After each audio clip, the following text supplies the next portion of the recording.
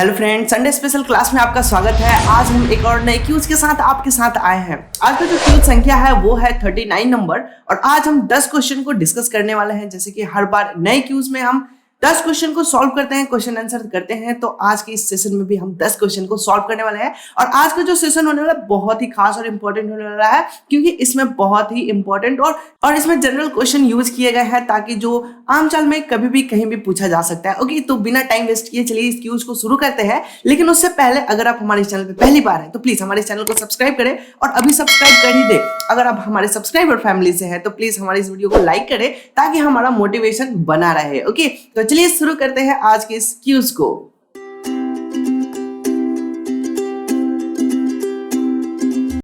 So guys, तो जैसे कि मैंने बात किया था कि ये जो हमारा क्यूज संख्या है वो है 39 नंबर और ये क्यूज शुरू करने से पहले मैं अपने नए व्यूवर्स को रूल्स बताना चाहूंगा कि इस क्यूज का क्या रूल्स है। तो रूल्स बड़ा सिंपल सा है। रूल ये है कि क्वेश्चन देने के बाद 4 ऑप्शन दिए जाएंगे और वो 4 ऑप्शन के बाद आपको 5 सेकंड का समय दिया जाएगा और उन 5 सेकंड के अंदर अंदर आपको अपना आंसर कमेंट सेक्शन में कमेंट करना होता है, अपना आंसर एक चूज कर लेना होता है। ठीक है, उस 5 सेकंड के बाद मैं उसका राइट आंसर बताऊंगा और राइट आंसर बताने के बाद आप अपने जो भी क्वेश्चन को आंसर टिक किया होगा, जो भी आपने राइट आंसर टिक किया होगा, उसको आप मैच कराएंगे। अगर वो सही होगा तो अपने आप को 1 नंबर काउंट करना है, अदरवाइज आपको 0 नंबर मिलेगा। ओके, और फाइनली 10 क्वेश्चन होने के बाद आपको ये बताना होता है कि आपने कितने नंबर ऑब्टेन किए, कितने क्वेश्चन को सॉल्व कर पाए। ओके, तो चलिए शुरू करते हैं आज के इस क्यूज को।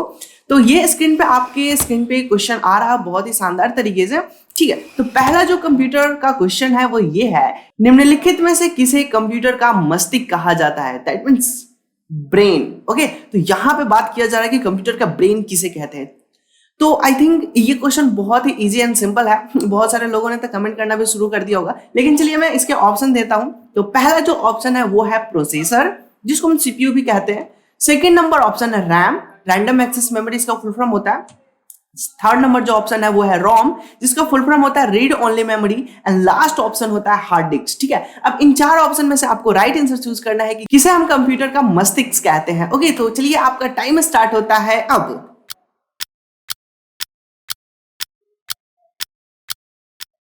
आई गेस कि आपने यहाँ पे राइट आंसर चूज कर लिया होगा। तो मैं बता दूं, इसका जो राइट आंसर होने वाला है वो होने वाला है प्रोसेसर। सीपीयू को कंप्यूटर का ब्रेन कहा जाता है बिकॉज कि वो सारे कैलकुलेशन, सारे जो भी कंट्रोलिंग वाले जितने भी ऑपरेशन होते हैं वो सारे के सारे ऑपरेशन करता है सीपीयू। ठीक है, तो सीपीयू को ही ब्रेन कहा जाता है। सोचना, समझना, डिकोडिंग करना, इन तमाम सारे चीजों को, प्रोसेस को कंट्रोल करना, हार्डवेयर को भी कंट्रोल करना, इवन सॉफ्टवेयर को भी कंट्रोल करना, इन तमाम सारी चीजों का कंट्रोलिंग जिसके पास होता है वो होता है सीपीयू। और सीपीयू का जो फुल फॉर्म होता है वो होता है सेंट्रल प्रोसेसिंग डिवाइस।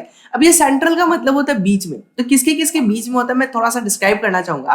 तो जो सीपीयू का फुल फॉर्म है वो है सेंट्रल प्रोसेसिंग यूनिट, जो कि इनपुट और आउटपुट डिवाइस के बीच में होता है, सेंटर में होता है। और ये चूंकि प्रोसेस करने का काम करता है, ये प्रोसेसिंग यूनिट है, इसलिए इसको प्रोसेसर के भी नाम से जाना जाता है। आई होप कि सीपीयू का ये बेसिक आपको ऑलरेडी पता होगा। ठीक है, अगर नहीं पता तो अभी आपने इसको जान भी लिया, समझ भी लिया। ओके, तो चलिए बिना किसी देरी के सेकंड नंबर क्वेश्चन को देखते हैं, जो कि बहुत ही इंपॉर्टेंट है और ये एक मेमोरी से रिलेटेड क्वेश्चन है। ठीक है, लिख रहा है, निम्नलिखित में से कौन सा घटक कंप्यूटर की मुख्य मेमोरी है? मुख्य मेमोरी का मतलब होता है मेन मेमोरी। अब यहाँ पे आपको जो ऑप्शन मिलेंगे उनमें आपको बताना है कि कंप्यूटर का जो मेन मेमोरी है वो क्या है। तो बहुत सारे लोगों ने तो सोचना शुरू भी कर दिया है। ठीक है, तो चलिए ऑप्शन देने के बाद ही आप आंसर करिएगा। चलिए, तो पहला ऑप्शन देखें तो वो है सीडी। सीडी का फुल फॉर्म होता है कॉम्पैक्ट डिस्क, ये भी एक मेमोरी ही होता है, तो आपको बताना है। सेकंड नंबर ऑप्शन है डीवीडी, डीवीडी भी एक मेमोरी है। थर्ड नंबर जो है वो है इंटरनल हार्ड डिस्क, ये भी एक मेमोरी है। एंड लास्ट जो ऑप्शन है रैम, जिसको फुल फॉर्म होता है रैंडम एक्सेस मेमोरी, तो ये भी एक मेमोरी है। तो इन 4 मेमोरी का ऑप्शन दिया गया है और इन चारों में आपको राइट आंसर चूज करना है कि जो मेन मेमोरी है वो कौन सा है। ओके, तो आपका समय स्टार्ट होता है अब।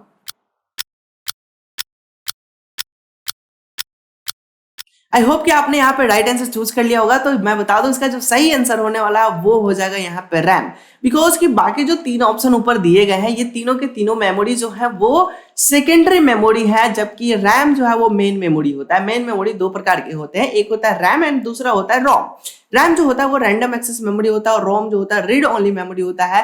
रैम सीपीयू तक डेटा पहुंचाने का हेल्प करता है एंड रोम के पास जो होता है ढेर सारे इंस्ट्रक्शंस होते हैं, बहुत सारे प्रोसीजर, प्रोग्राम, एल्गोरिदम होता है जो कि सीपीयू को कमांड देता है कैसे कोई ऑपरेशन को करना है। ठीक है, तो बेसिकली रोम के पास बहुत सारे प्री डिफाइंड प्रोग्राम्स होते हैं, एंड रैम जो होता है वो अब स्टोरेज लोकेशन होता है, जो भी प्रोग्राम एग्जीक्यूट होने वाला है उसकी डेटा, उसके इंफॉर्मेशन अपने अंदर लोड करता है, देन सीपीयू को ट्रांसफर करता है। ओके, तो ये रैम रोम की बेसिक सी बातें हो। आई होप कि यह बात आपको समझ में आ चुका होगा। ओके, तो चलिए आप थर्ड नंबर क्वेश्चन को देखें। तो थर्ड नंबर क्वेश्चन जो है यहाँ पे बता रहा है कि कंप्यूटर को नियंत्रित कैसे किया जाएगा, यानी कि कंट्रोल करने से रिलेटेड है कि हम अपने पूरे के पूरे कंप्यूटर सिस्टम को कंट्रोल कैसे कर सकते हैं। तो पूछ रहा है कंप्यूटर सिस्टम को नियंत्रित करने वाले प्रोग्राम का नाम क्या है। ठीक है, तो उसका नाम बताना, उस प्रोग्राम का नाम बताना है जो कि ओवरऑल सारे कंप्यूटर की इंस्ट्रक्शन, ओवरऑल पूरे कंप्यूटर को वो कंट्रोल कर रहा होता है, नियंत्रित कर रहा होता है। ओके, तो चलिए ऑप्शन देखते हैं। पहला जो ऑप्शन है वो है हार्डवेयर, दूसरा जो ऑप्शन है कीबोर्ड, एंड तीसरा जो ऑप्शन है सॉफ्टवेयर, एंड लास्ट जो ऑप्शन है वो है माउस। कि किन इनमें से किसके मदद से हम पूरे कंप्यूटर को कंट्रोल कर रहे होते हैं, उसको हैंडल कर पा रहे होंगे। ओके, तो चलिए आपका समय स्टार्ट होता है अब। आई थिंक आपने यहाँ पे राइट आंसर चूज कर लिया होगा। अगर आपने कीबोर्ड माउस का टिक किया है तो ये गलत हो रहा है। ठीक है, एक्चुअली क्या होता है ना कि ओवरऑल सारा कंट्रोलिंग का काम जो होता है वो सॉफ्टवेयर के पास होता है। मैं एक छोटा सा एग्जांपल के साथ समझाना चाहूंगा। देखो, जितने भी हार्डवेयर होते हैं ना वो काम करते हैं, जैसे जस्ट लाइक आपका बॉडी, आपका सारा बॉडी जो है वो पार्ट काम करता है। जैसे पैर है तो चलने का काम कर रहा, हाथ खाने का काम कर रहा है, लिखने पढ़ने का काम कर रहा है। ठीक है, जुबान जो है बोलने का काम कर रहा है, आंख देखने का काम कर रहा है, तमाम सारी चीजें काम कर रहा है। लेकिन इन सब के पीछे जो कंट्रोलर है, जो कि है आपका आत्मा, जो कि है सॉफ्टवेयर। सॉफ्टवेयर जो होता है वो दिखता तो है नहीं, लेकिन वो कंट्रोलिंग करने का काम कर रहा होता है। ठीक है, जैसे आपका फोन का जो कैमरा हो गया, तो कैमरा जो बैकग्राउंड में कैमरा लगा होता है, जो फ्रंट सेल्फी जिससे आप खींचते हैं, वो जो कैमरा होता है वो कैमरा आपका हार्डवेयर होता है। लेकिन उस कैमरा को यूज करने के लिए आप एक सॉफ्टवेयर का यूज कर रहे होते हैं। ओके, तो उम्मीद है कि ये बात आपको क्लियर हो चुका होगा। जो आप स्ट्रीट सेल्फी या फिर इंस्टाग्राम के से आप क्लिक कर रहे हैं, या फिर स्नैपचैट से आप क्लिक कर रहे हैं, तो स्नैपचैट एक क्या हो गया, एक कैमरा का ऐप हो गया। ठीक है, तो वो ऐप है जिसके मदद से हम हार्डवेयर को कंट्रोल कर रहे हैं, अच्छे अच्छे फिल्टर्स लगा पा रहे हैं। तो बेसिकली आपको अब आइडिया हो चुका होगा कि हार्डवेयर काम करता है, लेकिन उसको कंट्रोल कौन करता है, तो सॉफ्टवेयर कंट्रोल कर रहा है। ओके, तो उम्मीद है कि ये कॉन्सेप्ट आपको क्लियर हो चुका होगा। तो इसका जो राइट आंसर हो जाएगा वो क्या हो जाएगा, सॉफ्टवेयर। ओके, तो ये हमने क्लियर कर लिया। अब हम चलते हैं next question, fourth number question को देखें। तो फोर्थ नंबर यहाँ पे क्वेश्चन जो है ये फिर से एक सॉफ्टवेयर से रिलेटेड है, जो कि ऑपरेटिंग सिस्टम सॉफ्टवेयर से रिलेटेड है। पूछ रहा है ऑपरेटिंग सिस्टम सॉफ्टवेयर जो है किस प्रकार के सॉफ्टवेयर का उदाहरण है।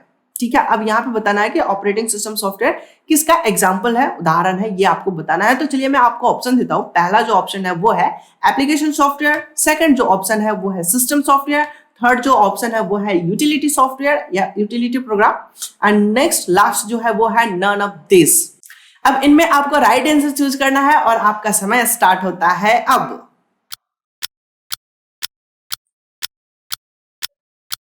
सो गाइस, तो मुझे उम्मीद है कि आपने यहाँ पे राइट आंसर चूज कर लिया होगा। तो मैं बता दूं इसका जो राइट आंसर होने वाला है वो क्या हो जाएगा, सिस्टम सॉफ्टवेयर। ठीक है, तो ओवरऑल हमारा जो कंप्यूटर का ऑपरेटिंग सिस्टम सॉफ्टवेयर है वो सिस्टम सॉफ्टवेयर का एग्जांपल है। ठीक है, और यूटिलिटी जो सॉफ्टवेयर है ये भी सिस्टम सॉफ्टवेयर का ही एग्जांपल है। देखिए, सॉफ्टवेयर दो प्रकार के होते हैं, एक होता है सिस्टम सॉफ्टवेयर और एक होता है एप्लीकेशन सॉफ्टवेयर। इवन आप इन तमाम सारे से रिलेटेड अगर आप नॉलेज लेना चाहते हैं, पूरा कंप्लीट सॉफ्टवेयर के बारे में जानना चाहते हैं, तो ऊपर मैं लिंक दे दूंगा, वहां से आप सॉफ्टवेयर के तमाम सारे थ्योरी पार्ट्स को डिस्कस कर सकते हैं हमारे साथ, और उसको बहुत अच्छे से एक्सप्लोर कर सकते हैं, सीख सकते हैं, समझ सकते हैं। ठीक है, तो ये क्यों सेशन खत्म होने के बाद ऊपर मैं आपको लिंक दे दूंगा, वहां से आप जरूर देख लीजिएगा। ठीक है, ओके, तो चलिए अब हम नेक्स्ट फिफ्थ नंबर क्वेश्चन को देखें। तो फिफ्थ नंबर क्वेश्चन यहाँ पे है कंप्यूटर मेमोरी के प्रकार। ठीक है, अब कंप्यूटर का मेमोरी कितने प्रकार के होते हैं यहाँ पे ये पूछ रहा है। तो चलिए हम इसके समझते हैं। पहला जो ऑप्शन है वो है प्राइमरी मेमोरी, दूसरा जो ऑप्शन है वो है सेकेंडरी मेमोरी, एंड तीसरा जो ऑप्शन है बोथ ए एंड बी, यानी कि दोनों, एंड लास्ट जो ऑप्शन है नन ऑफ दिस। अब इनमें आपको राइट आंसर चूज करना है कि इन चारों ऑप्शन में कौन सा आंसर सही होगा जो कि कंप्यूटर का मेमोरी को बता रहा है। ठीक है, तो आपका समय स्टार्ट होता है अब।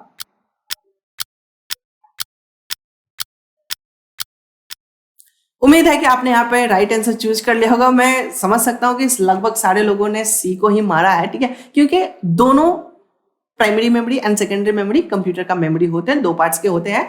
और मैं बताना चाहूंगा कि कंप्यूटर मेमोरी से रिलेटेड और भी बहुत सारी आपको नॉलेज गेन करना है कि इसकी कैसे ऑपरेशन होते हैं, हमारे सीपीयू में कैसे मेमोरी का ऑर्गेनाइजेशन होता है, उनका हायरार्की क्या है, वो किस तरह से स्टोर किए गए हैं, हमारे ऑर्गेनाइज किए गए हमारे सीपीयू के अंदर, इन तमाम सारी चीजें के बारे में जानना है, उनकी कैपेसिटी के बारे में, उनकी स्पीड के बारे में जानना है। तो ऊपर मैं मेमोरी का लिंक दे दे रहा हूं, वहां से आप देख सकते हैं। मैंने मेमोरी को 2 पार्ट में डिस्कस किया हुआ है, उन दोनों पार्ट को आप जरूर देखें। ऊपर मैं लिंक दे दूंगा, वहां से आप आराम से देख सकते हैं। ठीक है, फर्स्ट ऑफ ऑल आप इस क्यूज को पहले कंप्लीट कर ले, देन आप वहां से सारे कोर्स को देख सकते हैं। जो भी पार्टिकुलर टॉपिक आप भूल चुके हैं वहां से आप डिस्कस कर सकते हैं। इवन आप प्लेलिस्ट में जाए, हमारे प्लेलिस्ट में जाए, वहां पे ढेर सारे course free of cost and Hindi में है, आप उनको देखिए, समझे एंड अपने दोस्तों के साथ भी शेयर करें, अपने ग्रुप में, व्हाट्सएप ग्रुप में शेयर करें, इवन फेसबुक यूज करें वहां करें, इंस्टाग्राम यूज करें तो वहां पर भी करें, हर जगह इसको फैलाएं ताकि एक अच्छा हमारा एनवायरमेंट बन सके, डिजिटल इंडिया बनाने में हेल्प कर सके। ठीक है, तो चलिए अब हम नेक्स्ट क्वेश्चन 6 नंबर क्वेश्चन को देखें। तो यहां पे लिख रहा है, निम्नलिखित में से कौन सा मेमोरी का प्रकार डेटा या सूचना को अस्थायी रूप से स्टोर कर रहा होता है। इसका कहने का मतलब क्या है कि जो भी हम यहाँ पे ऑप्शन देने वाले हैं उनमें से उस मेमोरी को आपको बताना है जो कि परमानेंटली डेटा को स्टोर कर रहा होता है। ठीक है, तो चलिए अब हम आपको ऑप्शन देते हैं। तो पहला ऑप्शन यहाँ पे दिखाई दे रहा है रैम, दूसरा ऑप्शन दिखाई दे रहा है कैश एंड तीसरा ऑप्शन दिखाई दे रहा है hard disk and last option दे रहा है ऑल ऑफ दिस। यानी कि ये सभी यहाँ पे जितने भी मेमोरी है ये सारे के सारे मेमोरी हमारे डेटा को परमानेंटली स्टोर कर रहे होते हैं। तो ये आपको बताना है कि इन चारों ऑप्शन में कौन सा ऑप्शन सही होगा। ठीक है, तो आपका समय स्टार्ट होता है अब। मुझे उम्मीद है कि आपने यहाँ पे राइट आंसर चूज कर लिया होगा। तो मैं बता दूं इसका जो सही आंसर होने वाला है वो होने वाला हार्ड डिस्क। ठीक है, हार्ड डिस्क जो है वही हमारे डेटा को स्टोर कर रहा होता है और वो भी परमानेंटली, बिकॉज कि यहाँ पे जो हार्ड डिस्क का जो स्टोरेज का कॉन्सेप्ट है ना वो मैग्नेट के कॉन्सेप्ट में होता है। ठीक है, इसमें ढेर सारे प्लेट्स लगे होते हैं, उसमें मैग्नेट का लेयर लगा होता है और वो मैग्नेट के फॉर्मेट में डेटा को स्टोर कर रहा होता है। ठीक है, जबकि यहीं पे मैं रैम एंड कैश की बात करूं तो वो रजिस्टर के ऊपर बने होते हैं, रजिस्टर के ऊपर वर्क करते हैं और रजिस्टर जो होता है वो वोल्टेज के ऊपर काम करता है। तो वोल्टेज सप्लाई जब तक ऑन रहता है तब तक वो स्टोर कर रहे होते हैं, वोल्टेज बंद हो गया तो वो डेटा को इरेज कर सकते हैं, इसलिए इनको वोलाटाइल मेमोरी के भी नाम से जाना जाता है। एंड हार्ड डिस्क जो होता है वो हमारा नॉन वोलाटाइल नेचर का होता है। ठीक है, तो रैम एंड कैश मेमोरी जो है वो वोलाटाइल मेमोरी है, एक तरह से मिटेंसिल मेमोरी है, उसकी डेटा ऑटोमेटिक इरेज हो जाता है एंड जो हमारा हार्ड डिस्क है वो डेटा को परमानेंटली स्टोर करके रखता है। सो गाइस, तो यहाँ पर राइट आंसर जो हो जाएगा वो हार्ड डिस्क हो जाएगा। ठीक है, तो चलिए अब हम 7 नंबर क्वेश्चन को देखें। तो 7 नंबर क्वेश्चन यहाँ पे बता रहा है, सीपीयू को इस नाम से भी जाना जाता है, यानी कि सीपीयू का एक और नाम यहाँ पे पूछ रहा है। आई थिंक पहला क्वेश्चन भी हमारा कुछ ऐसे ही था, फिर से सेम क्वेश्चन रिपीट कर रहा है। चलिए कोई नहीं, देखते हैं पहला ऑप्शन क्या दे रहा है, computer brain. Okay, second option है प्रोसेसर। ओके, थर्ड नंबर जो ऑप्शन है वो है central processing unit. Okay, and last जो ऑप्शन है वो है ऑल ऑफ दिस, ये सभी। अब इनमें आपको राइट आंसर चूज करना है कि कौन सा ऑप्शन जो है वो सही है कि सीपीयू को इन नाम से भी जाना जाता है। ठीक है, किस नाम से जाना जाता है बेसिकली ये पूछना चाह रहा है। ठीक है, तो चलिए आपका समय स्टार्ट होता है अब।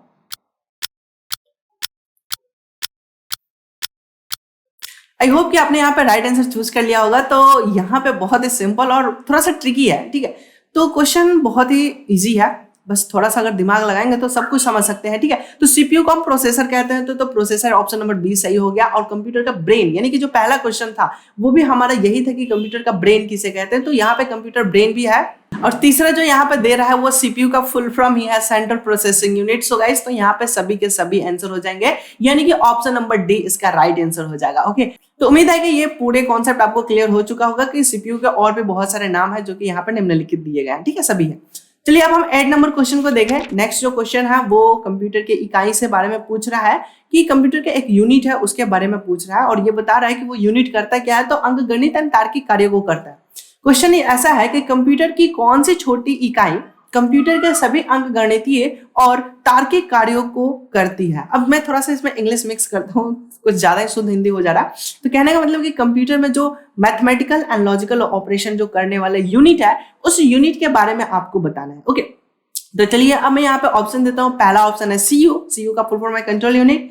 नेक्स्ट जो है एलयू, थर्ड जो ऑप्शन है वो है प्रोसेसर एंड लास्ट जो ऑप्शन है ऑल ऑफ दिस। क्या ये सभी के सभी कंप्यूटर के इकाई को कंप्यूटर में अंगणितीय एंड तार्किक यानी कि लॉजिकल एंड मैथमेटिकल प्रॉब्लम को सॉल्व करने में हेल्प करते हैं? तो आपको राइट आंसर चूज करना है और आपका समय स्टार्ट होता है अब।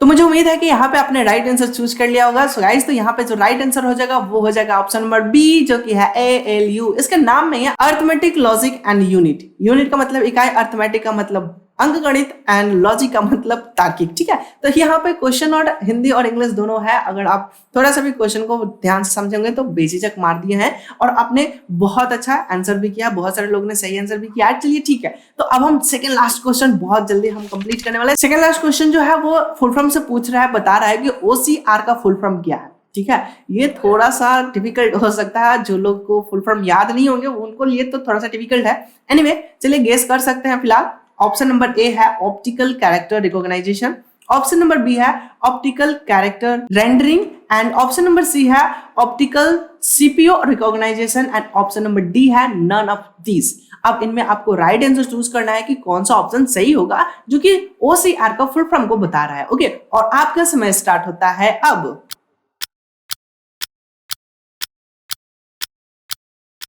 सो गाइस, तो मुझे उम्मीद है कि आपने यहाँ पे राइट आंसर चूज कर लिया होगा। तो चलिए बिना किसी देरी के इसका जो सही आंसर है वो मैं बता दूं कि OCR जो होने वाला है ऑप्टिकल कैरेक्टर रिकॉग्नाइजेशन है, ये इसका फुल फॉर्म होता है। ओके, तो चलिए अब हम लास्ट 10 नंबर क्वेश्चन को देखते हैं। कंप्यूटर का आविष्कार किसने किया है? और ये बहुत ही सिंपल एंड पिछले क्लास का, पिछले क्यूज का ये क्वेश्चन रिपीट कर रहा है। अगर आप हमारे पिछले क्यूज को अटेंड किए हैं तो ये आप बता सकते हैं और मुझे उम्मीद है कि ये क्वेश्चन सभी के सभी आंसर सही देने वाले हैं। ठीक है, तो चलिए मैं इसका ऑप्शन देता हूँ। पहला जो है वो है Alexander Graham Bell and option number B है Charles Babbage, option number C है Galileo and option number D है नन ऑफ दिस। अब इन चार नाम में से आपको सही नाम चूज करना है जिन्होंने कंप्यूटर का आविष्कार किया है। ओके, मुझे उम्मीद है कि सभी का आंसर सही होने वाला है क्योंकि ये बहुत ही बेसिक और कॉमन सा क्वेश्चन है। फिर भी मैं आपको 5 सेकंड देता हूं और आपका समय स्टार्ट होता है अब।